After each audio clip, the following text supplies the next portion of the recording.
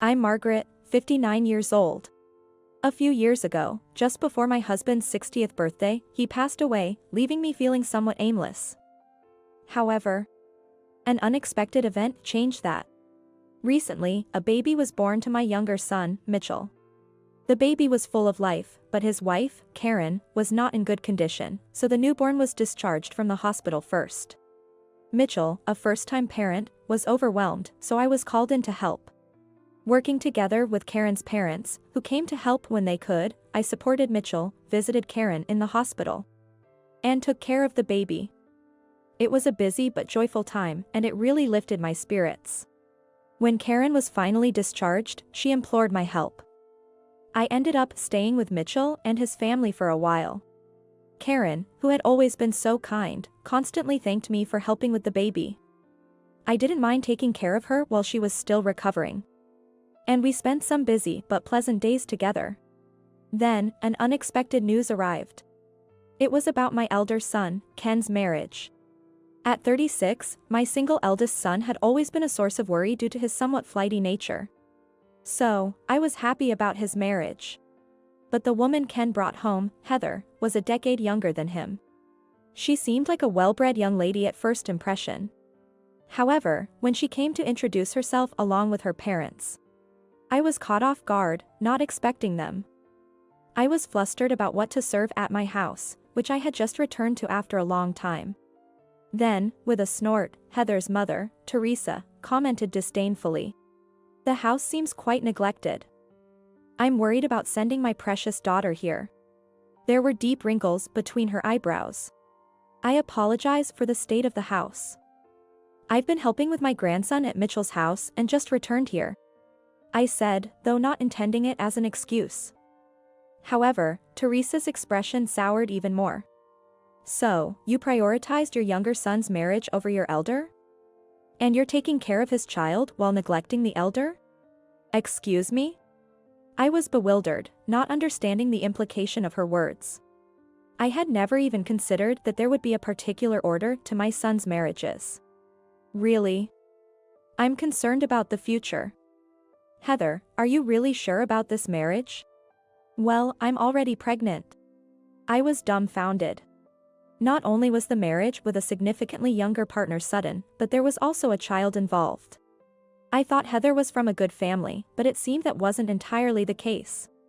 Unaware of my shock, Teresa continued to frown. "Really, Ken is such a handful. A shotgun wedding. And she's an only child, at that. The wedding will be so hurried." A wedding? This was news to me. Be careful not to let the pregnancy show at the wedding. As I struggled to keep up with the surprises, Heather and her mother continued discussing the wedding plans with Ken. "So, about the wedding expenses, that's settled, right?" It took me a moment to realize she was addressing me. "What do you mean?" As I scrambled to make sense of this sudden topic, Teresa looked even more displeased. "Well, we're suddenly losing our only daughter to a man who's a decade older and got her pregnant. Of course, he should take responsibility. We're the victims here, after all. At least let us have a beautiful wedding. You'll cover the expenses, won't you?" "Oh, Grandma, don't worry. We've managed to book a venue, so just pay for it, and we're good," Heather chimed in. I was stunned not just by Teresa's logic, but also by being called Grandma. "Wait a minute. What do you mean by victims? And why are you calling me Grandma? I'm Ken's mother." Heather laughed as if I had made a funny mistake. "Oh come on, I know that. But an old guy's parent, you're practically a grandma, right? Ignoring that, let's just say we're counting on you for the wedding expenses. And also, prepare some initial costs for their new apartment. We'll contact you soon about it. There's no way I'm letting my daughter into a house as old and neglected as this one." "What?" My mind went blank, unable to form a response. By the time I regained my composure, Heather and her mother had already left. 1 month later. "From now on, please do not contact us except for weddings or funerals, okay?" Shortly after being coerced into paying for the wedding and new home preparations, Teresa spoke to me harshly. "Huh? Again, it was so sudden that I couldn't comprehend, and Teresa vented her irritation at me. I've suffered terribly from mother-in-law issues in the past. I'm saying I don't want my daughter to go through the same thing. Don't you get it? Regardless of your reasoning, can we please have a proper conversation? You always bring up things so abruptly. I tried to propose a calm discussion, but it seemed to further upset Teresa. Oh, come on, after all the trouble I went through with my mother-in-law, now I have to deal with you? No way. Listen. I've had enough of these hassles. So, no more unnecessary contact, okay? Got it, she insisted emphatically. I see. I was completely overwhelmed and could only nod in agreement. I had never even considered mistreating my daughters-in-law. In fact, I was confident in my good relationship with Karen, my younger son's wife. Even though this girl who called my son an old guy and me a grandma had helped my previously aimless son decide to get married and was soon to have a baby, I wanted to get along well if we were to become family. But remembering my first intense encounter with Teresa, my enthusiasm waned. I just couldn't see myself getting along with someone like her. Regrettably, I suppose it's time for some detachment, maybe that's just how it has to be. I told myself. 2 months later. Hello, Ken? I just got a call that Grandpa is critically ill. I'm heading there now. Karen can't come because the baby has a fever. And Mitchell is leaving work early to join. What about you? Can you come immediately? My father-in-law, the grandfather to my sons, had been in a care facility for a long time due to old age. I had hurriedly reached out with the news of his critical condition, but the response I got was unexpected. I'm not Ken. And remember, you were told not to contact us? What? Heather? Where's Ken? Please tell him Grandpa is in a serious condition. So, we don't need your call. You still can't remember? Hey, Grandma? Despite the seriousness of the situation, Heather showed no sign of concern. Look, this isn't about inheritance coming our way, right? Just to clarify, we only want contact for occasions that are beneficial to us. Did you not understand that? Heather. That's right.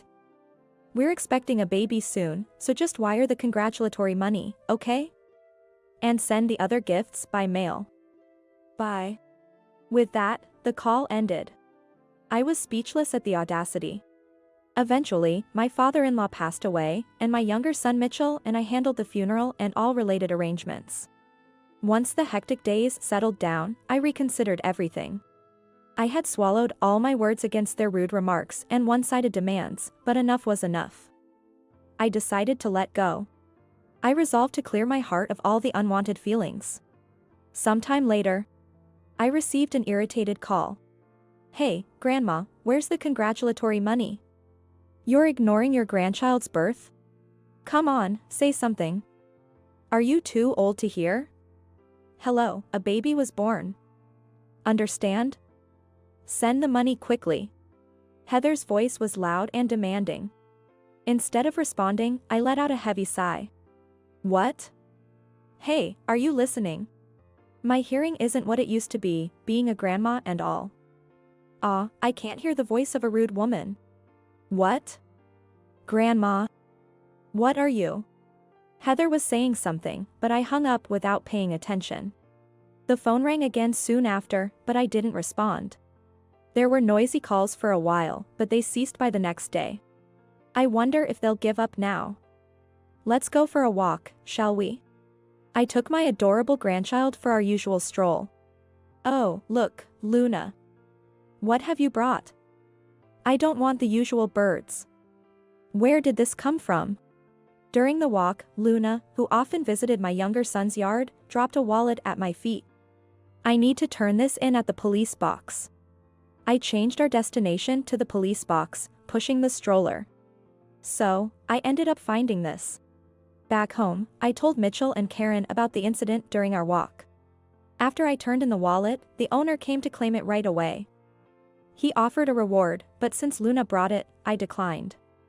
Instead, he gave me this. Wow, finding a wallet and getting a lottery ticket, that's quite a story. The two of them listened to my story, smiling throughout. If you win, you'll be a millionaire, Mitchell joked.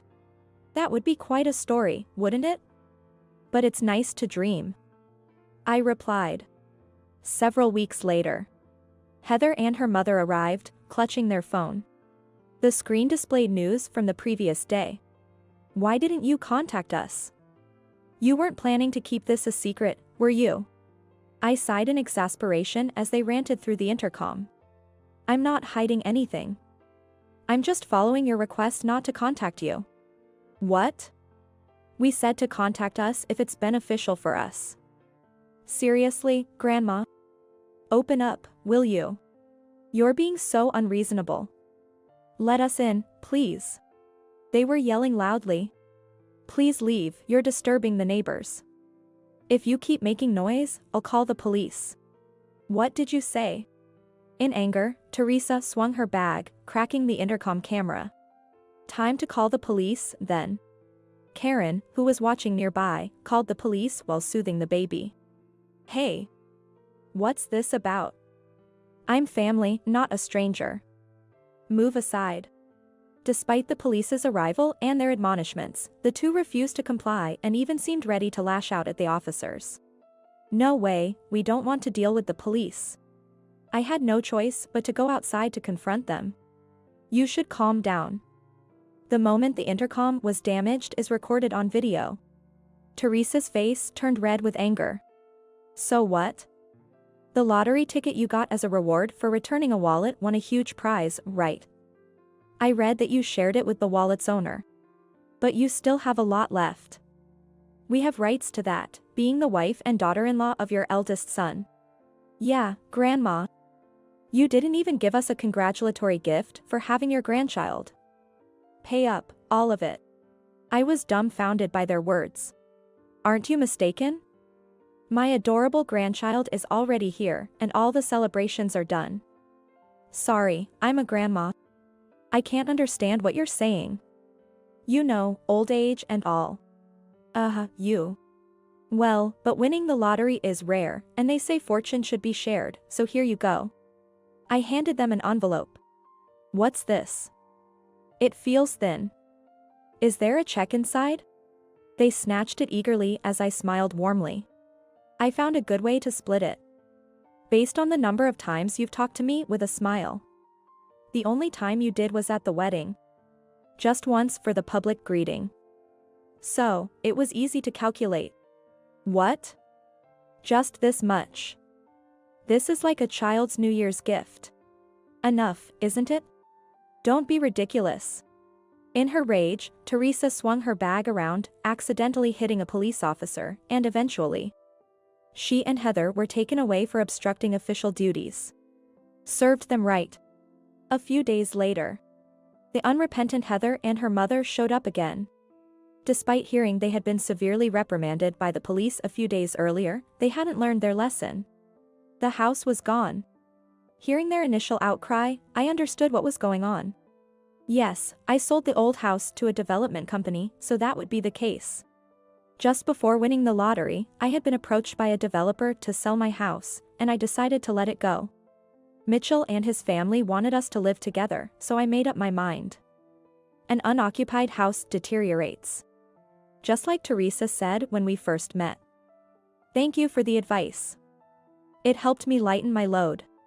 What? So, you got the money from selling the house and the lottery winnings? That's greedy. We thought to claim the house if you wouldn't share the lottery winnings, but what now? You're hoarding money. Share it with us, Grandma. You're favoring the younger son's family. It's unfair that we get nothing. I couldn't comprehend their logic. Take care of your daughter-in-law and grandchild. Ken is the eldest. There's an order to these things. I couldn't help but laugh at the absurdity. Did you both forget what you said? You told me not to contact you, right? I have the recording of that conversation. I'm just keeping my promise. Is there a problem? That doesn't matter. Actually, it does. You mentioned earlier about taking care of the daughter-in-law and grandchild, respecting order. Exactly. I cherish those who treat me as a person who I can share a laugh with. According to my personal ranking. Naturally, you two are out of the circle. And I've sorted out my finances. Of course, according to my personal ranking, it's all distributed. You two, being outside the circle, won't get a penny. But you should be happy.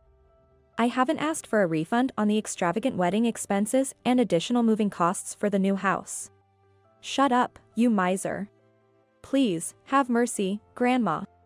Teresa, haven't you learned how to speak to your elders? Such a disgrace. What? Heather, how many times do I have to tell you? I'm not your grandma. But don't worry, I won't contact you again, as per your initial request. Enjoy what you wished for. This can't be happening. Margaret, the police have arrived. As I finished venting and feeling relieved, Karen informed me that the police had arrived. After the earlier property damage and today's commotion, the familiar faces of Heather and her mother were taken away by the police without mercy. I'm so sorry for all the trouble. I apologized to the officers, who smiled and said it's part of their job. We're causing the police so much trouble. Karen looked apologetic, but I reassured her. I wanted to thank them, so I offered some of my lottery winnings, but they couldn't accept it. So, I donated a police car instead. I hope it's comfortable. Don't worry, I plan to formally express my gratitude again. Then, Mitchell, Karen, and I gathered around the dinner table, enjoying our usual family time. Later, following our legal complaint, Heather and her mother were ordered to pay for the damaged intercom. This time, they seem to have learned their lesson and haven't approached us again. Focused on immediate gains, the two lost out on something bigger and were left dejected. I decided to buy a new house to live with Mitchell and his family. I'm looking forward to more joyful days ahead.